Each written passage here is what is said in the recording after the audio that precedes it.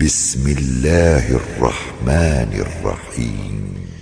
سبح اسم ربك الأعلى الذي خلق فسوى والذي قدر فهدى والذي أخرج المرعى فجعله غثاء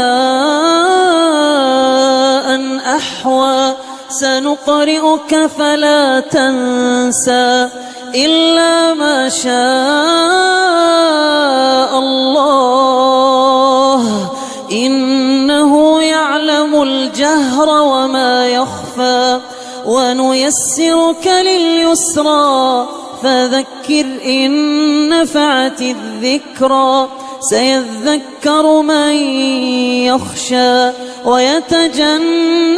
الأشقى الذي يصلى النار الكبرى ثم لا يموت فيها ولا يحيا قد أفلح من تزكى وذكر اسم ربه فصلى بل تؤثرون الحياة الدنيا والآخرة خير وأبقى إن هذا لفي الصحف الأولى صحف إبراهيم وموسى.